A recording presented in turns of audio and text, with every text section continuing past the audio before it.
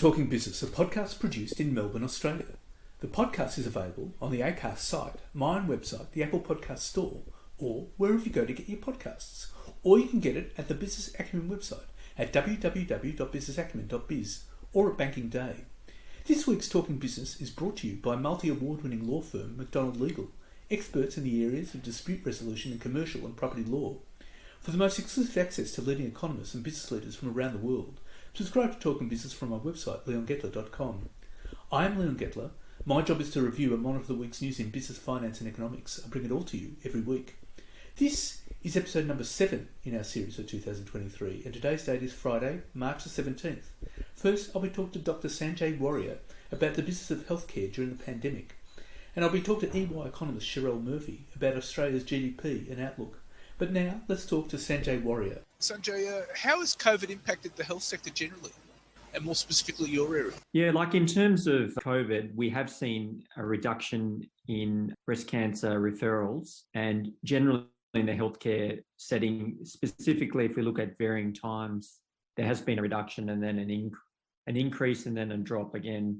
So around April last year, when everything was at a head, and we did see, associated with breast screens slowing down and stopping in New South Wales, 148,000 over 2 months less people screening. And as a result of that, there was a reduction in referrals. And these are people who in the community would potentially, we know 1 in 8 women have, or 1 in 7 women have breast cancer. So they still have other things happening to them. And ultimately at that time, they weren't presenting, and that was partly because of concerns at that time relating to COVID. What has happened over a period of time is there has been the ability for us as medical people to adapt to COVID, and the first time it happened, no one really knew what to do, and that was probably showcased by varying things such as using initial recommendations were you don't need a face mask when you are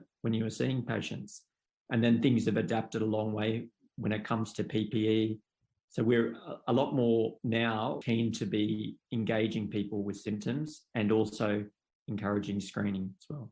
So this would have affected the entire healthcare industry? Yeah, so I was talking more about breast cancer, but across the board, across the scope, it comes down to provision of services, but also anyone across the industry would have noticed a reduction in seeing people, but it doesn't necessarily mean that people aren't getting sick for other reasons outside of COVID. But does that mean there was a time when people stopped going to their GP and stopped getting specialist checkups? Yeah, I think this is a time that it is important for us as in the healthcare sector to be extra vigilant about our messaging to patients.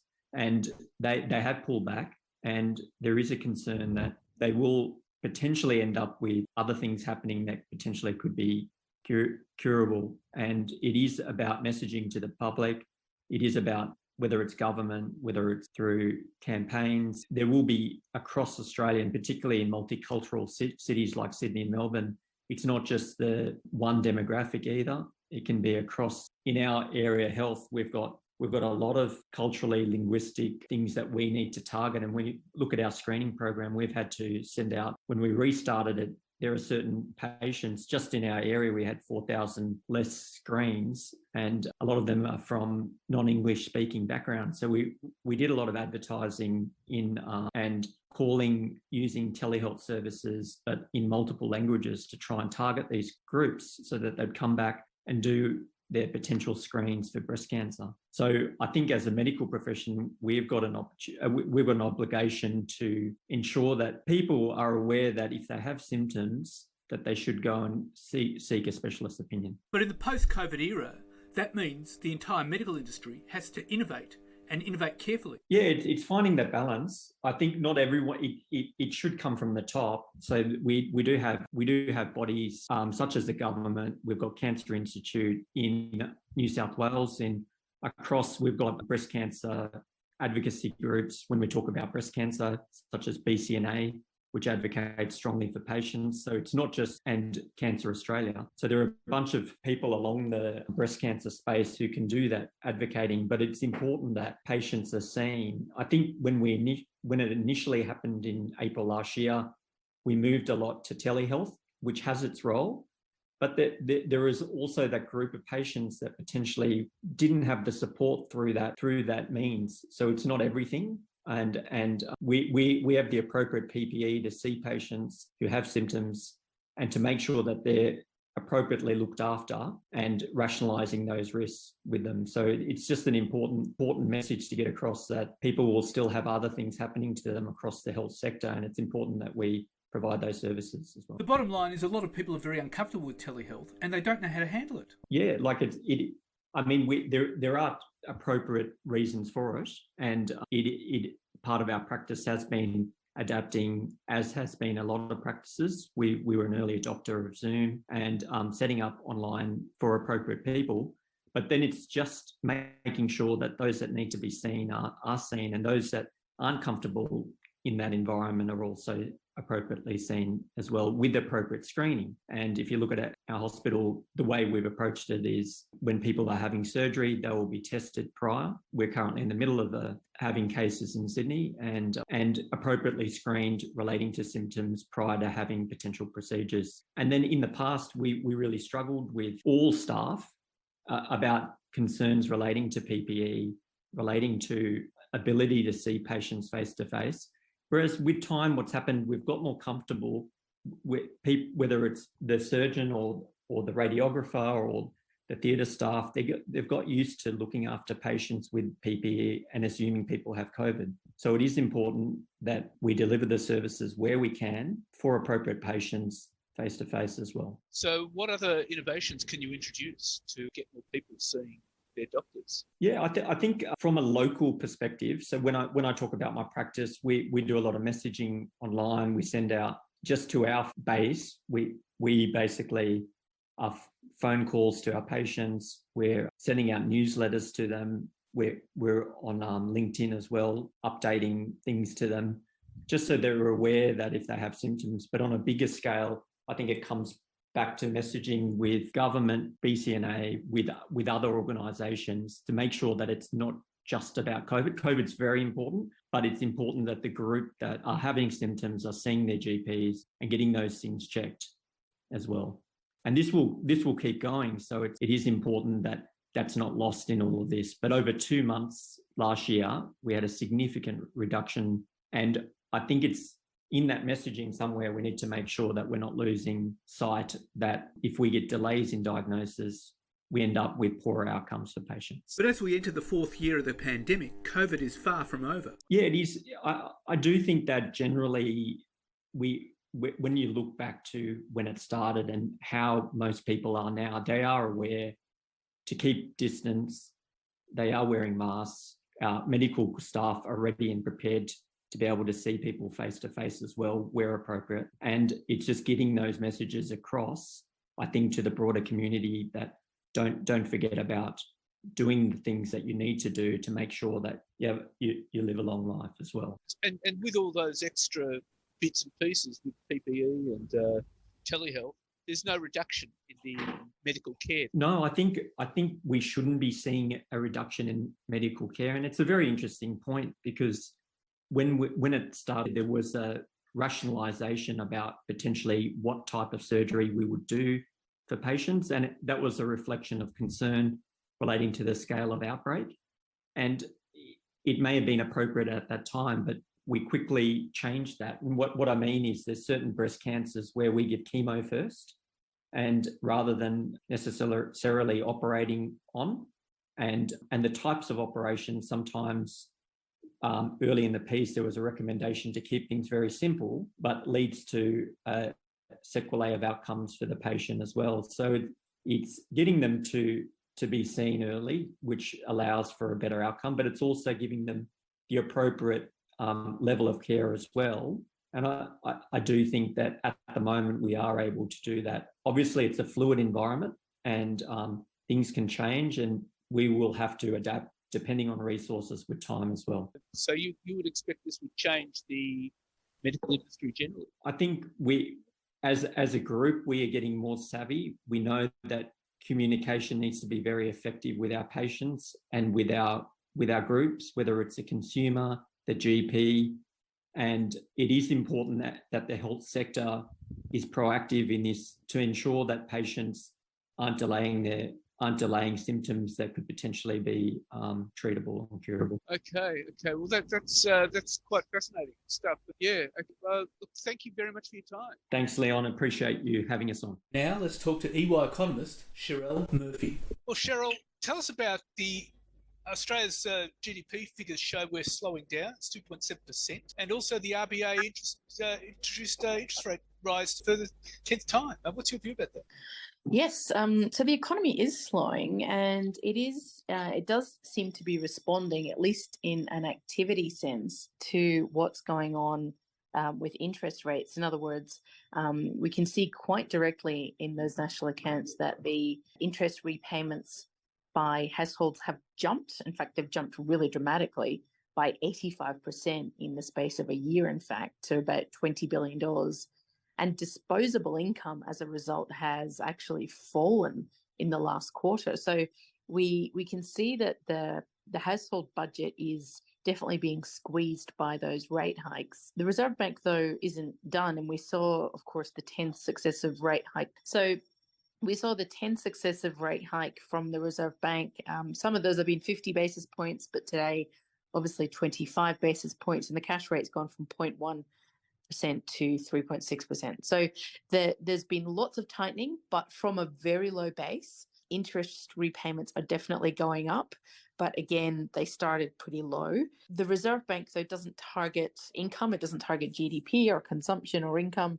It targets inflation, of course, and that's where it's still looking pretty uncomfortable. And that's why the Reserve Bank is intent on continuing to tighten the economy. So how many more rate rises do you see coming? I think we're going to see at least another one, possibly two, maybe even three. The reason I'm being a little hesitant is because the Reserve Bank is using language which suggests that it's not on autopilot. In other words, if the inflation numbers started to come down quickly and the RBA was satisfied that they were on track to move back to its 2 to 3% band, then they would probably pause, waiting for, I guess, more evidence that the economy was fine on that track. I do think, though, that the economy is at risk of producing inflation numbers which are uncomfortable for some time. It's quite difficult to get inflation down once it goes up.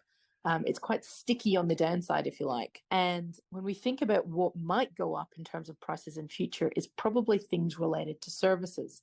And services, of course, are produced by people, and people are being paid higher wages. And it feels to me like there's still a lot of pressure in the labour market, and if anything, pressure for wages to be going up rather than sort of stabilising and certainly not slowing down. Okay, so you could see the rate rise go up to, say, above 4.1%, maybe. Yes, and the market at the moment actually is pricing a rate hike around that level. So the market, at least in terms of interest rate futures, is saying the same. Well, the interesting thing was last week we had the GDP numbers. They came out at 2.7%, which showed a slowing down in the economy. What was your view about that? Yeah, it definitely is a slowing down. When we think about 2022, in some ways it was the kind of bounce back year. So it was the COVID lockdowns ended. We still had a lot of stimulus in the system from both monetary policy and fiscal policy. There's certainly, of course, challenges along the way, and monetary policy started to be tightened along the way. But the end of 2021, 2022 was, I guess, that bounce back period. So to some extent, the economy was going to slow down. We knew that. It's even slower, though, when we look at it on our GDP per capita basis, which suggests actually that a lot of the growth that we did see, even in that slower number towards the end of last year, was coming from new migrants coming into the country. So it definitely is a slowdown. There's no doubt about it. Consumption slowed down, 0.3% growth in consumption. That's the slowest since the Delta lockdowns at the end of 2000 or the third quarter of 2021. A lot of discretionary type consumption slowing down rather than being cut. And it does seem to be in fairly narrow areas that we saw strength, things such as accommodation, cafes, restaurants, which I suspect is getting a little mixed up with the tourists and students arriving as well. So I'm not sure that's a very clean picture for us. And of course, there was a slowdown in purchase of clothing and footwear and furnishings and household equipment. Wasn't that true? Yes, so all the goods, all the goods that we were buying through COVID, particularly those to furnish our homes or improve our homes, are a bit out of fashion at the moment. And renovating your house was so very 2021, it seems. We've moved on. We've spent a lot of money on cushions and bathroom fittings and tiles. We're back out in the world, spending less time at home. We're probably moving home less as well, because clearly the housing market has slowed right down, and we've decided we want to be spending our money on services, probably to make up for, of course, all those services and the nice things that we had to sacrifice during COVID. Well, that would suggest, wouldn't it, that the two sectors that would do it really tough now would be retail and real estate? Yes, and you can see very clearly in the national accounts that the real estate sector is the one it seems to be on the falling the fastest right now. So the what we call the gross value add by that sector did actually fall in the quarter. It was one of the few industries to experience a decline.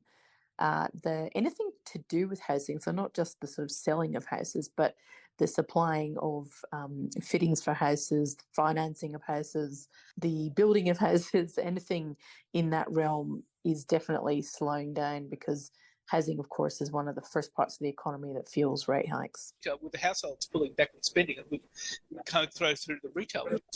Yeah, that's right. And the retail kind of gets mixed up in that story as well. And again, it's the goods. So it's things that we, the tangible things that we buy that we seem either satiated on or have simply been put as second place in terms of our preferences, as we kind of enjoy more of the going out rather than the filling our houses with things.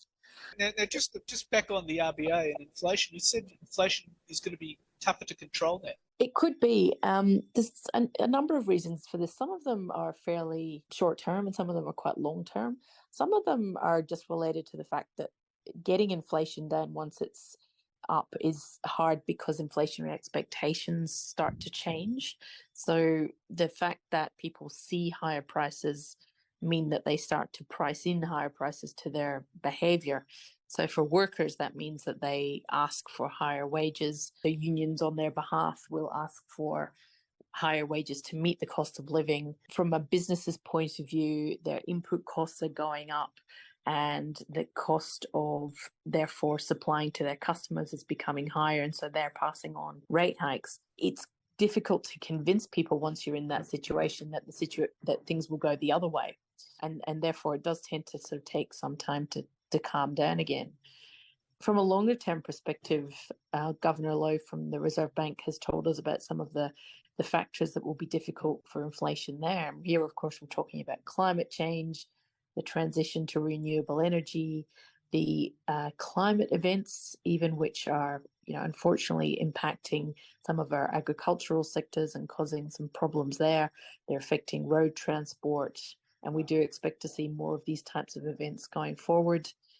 You can think about a number of things. Regulatory reforms tend to be getting tighter, not looser. Again, that does tend to impose more of a cost on business. Even consumer standards. So think about the way that you purchase these days. Is it different from maybe in the 90s, when you weren't perhaps so aware of the fact that your cotton was coming from somewhere that you didn't particularly support their methods? So you might be more willing to pay higher prices because you have a sort of a more ethical overlay on what you're doing in terms of your purchasing. So there's all sorts of things that are going on, which I think mean that prices are more likely to sort of veer to the high side than the low side in the near future. The other one I should mention is, of course, globalization, which for a period there caused downward pressure on prices, simply because, I guess, labor markets were more global. Companies could seek the lowest wages.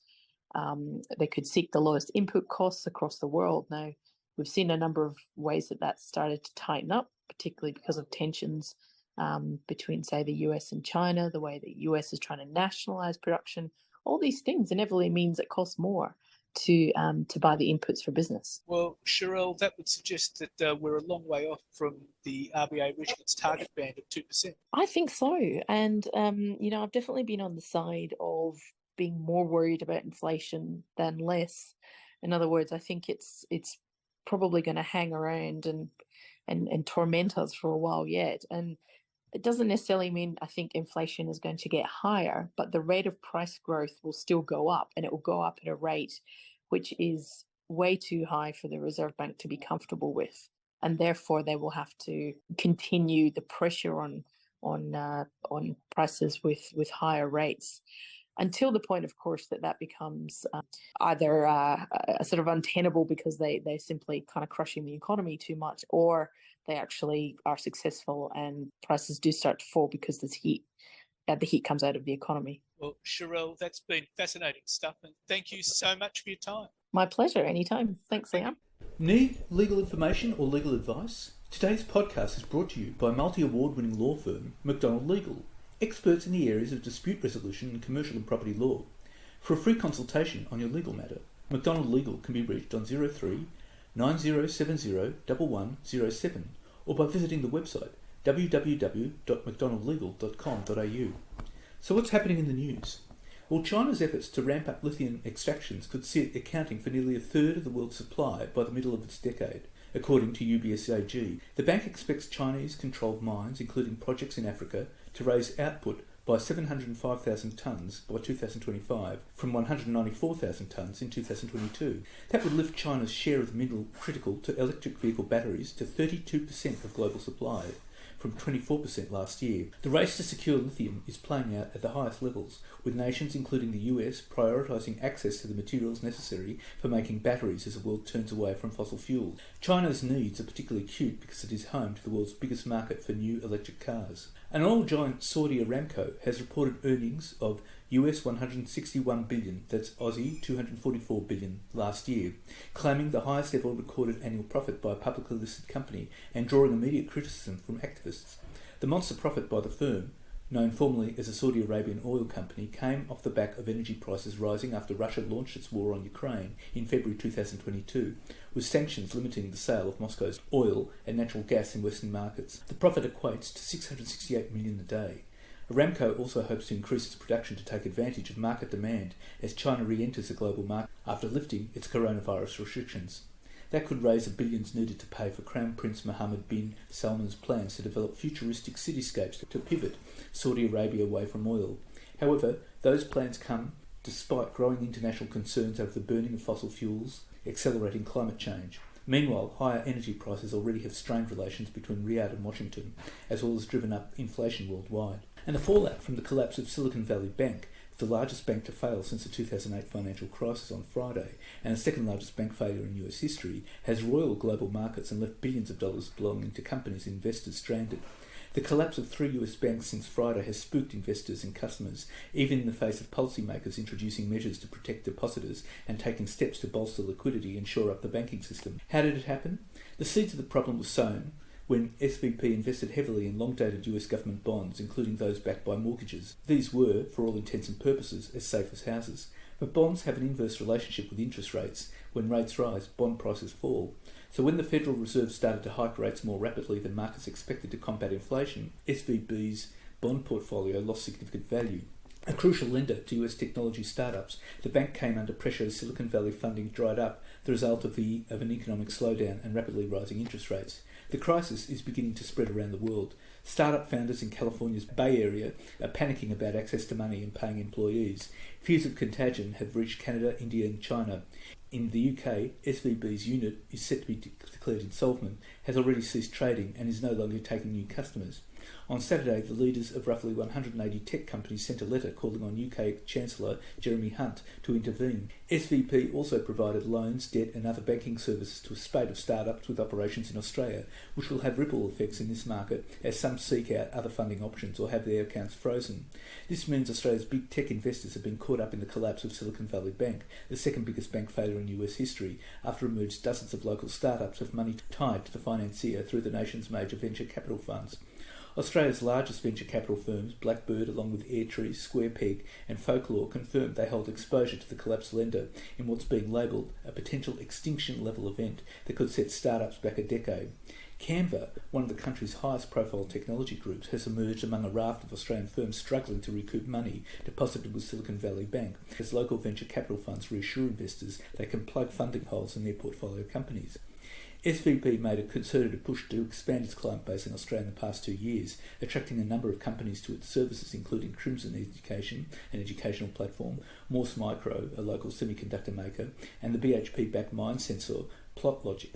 The SVB collapse could therefore have ramifications for the jobs market, the economy and lenders here that also bank companies had relationships with SVB. An analyst at Goldman Sachs on Sunday said it no longer expects the Federal Reserve to hike interest rates later this month after federal regulators moved to swiftly shield the US banking system from the crisis triggered by the rapid collapse of Silicon Valley Bank. In an analyst note, Goldman Sachs chief economist Jan Hatzius pointed to the recent stress in the banking system as a reason behind the no-rate hike forecast. Last week, economists and traders had signalled they were expecting a hike of 50 basis points following the Fed's meeting later this month. The note added, there is now considerable uncertainty about the path beyond March, adding that it expects hikes of 25 basis points in May, June and July, and a terminal rate of 5.25 to 5.50%. Hatzius and his team had previously forecast the Fed's rate hikes will reach a top level of 5.75%.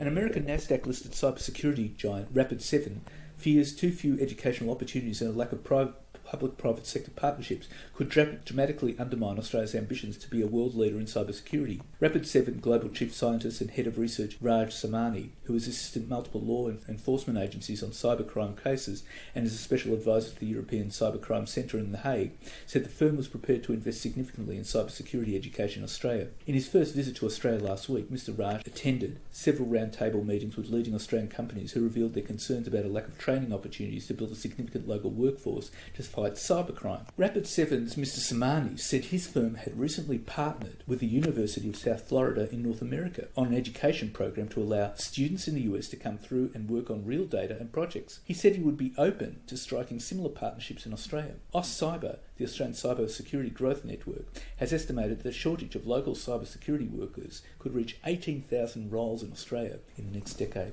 And Treasury may block tax advisory firms from winning major government contracts if they do not have robust processes in place to curb misconduct in the wake of the PwC tax leak scandal, a move that would put at risk Big Four consulting firm work for the Commonwealth worth more than $1 billion annually. The warning comes as Treasury, the Tax Office and the Board of Taxation all flagged to Treasurer Jim Chalmers they're planning to overhaul their procedures around confidential consultations with the private sector when developing policy. In a letter to Treasurer Jim Chalmers on February the 10th, Treasury Secretary Stephen Kennedy wrote the department was working with the Tax Office to prepare advice for the government on further options to penalise tax advisory firms which do not put in place appropriate government arrangements to curb misconduct. On Thursday, the Senate approved a push by Green Senator Pocock to establish an inquiry by the Finance and Public Administration Committee into unethical behaviour by consultants engaged for government work. It was triggered by revelations that PwC's former head of international tax, Peter Collins, was registered by the Tax Practitioners Board after he leaked confidential government documents which were shared with up to 30 PwC partners and staff as well as clients. And Australia will boost its annual defence spending by an average of 0.15% of GDP annually for 30 years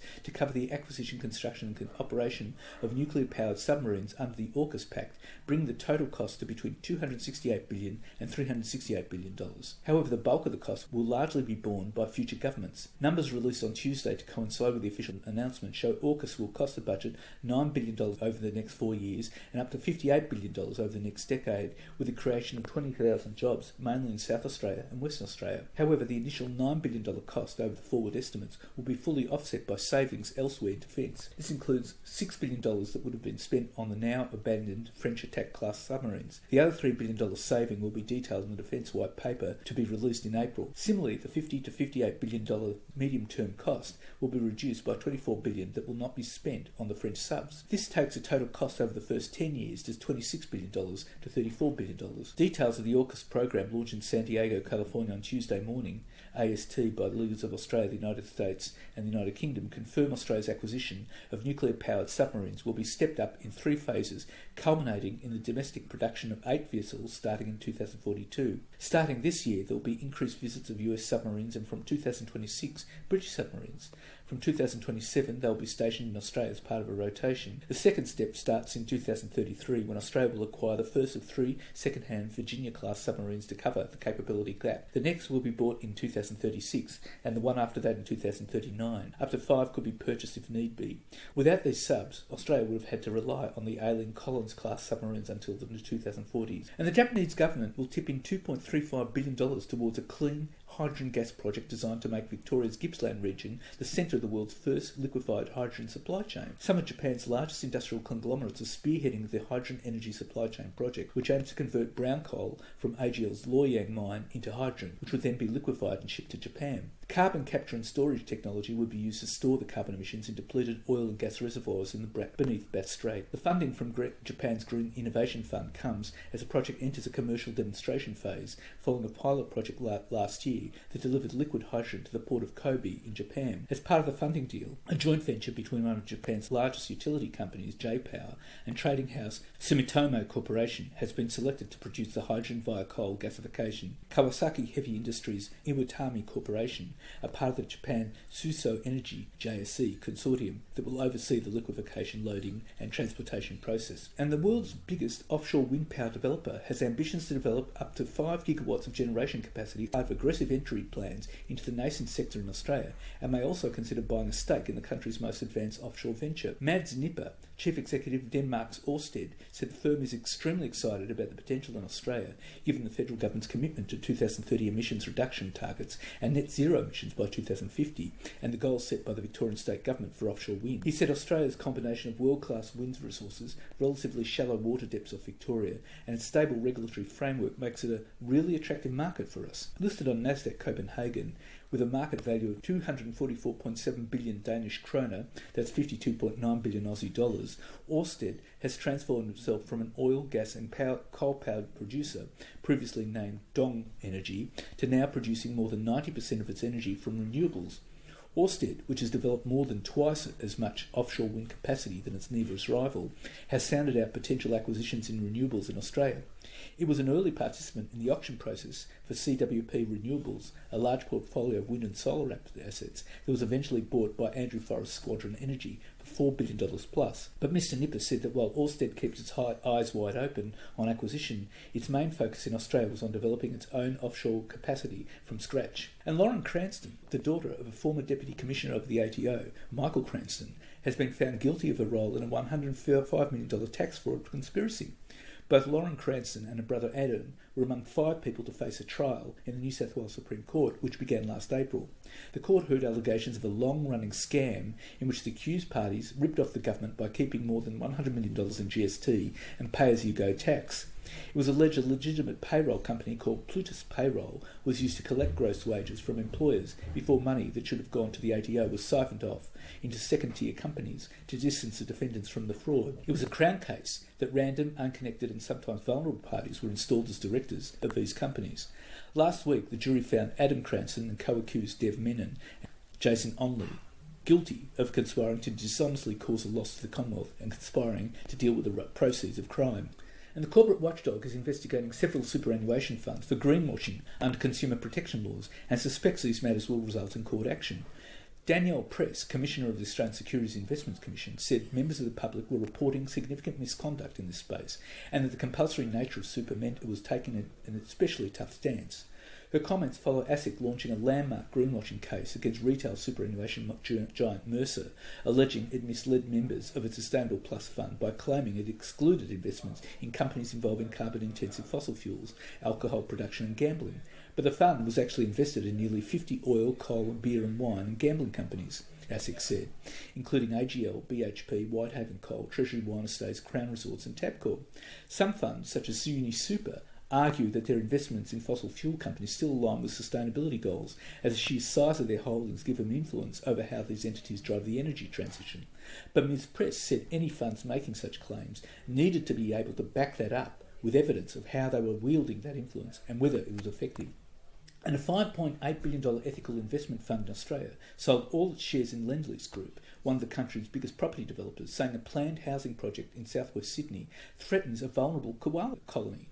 Australian Ethical said the sale is among the first to be made on the grounds of impact on endangered species. The fund, which manages $8.7 billion assets, sold Lendlease stock worth $11 million, it said on Monday.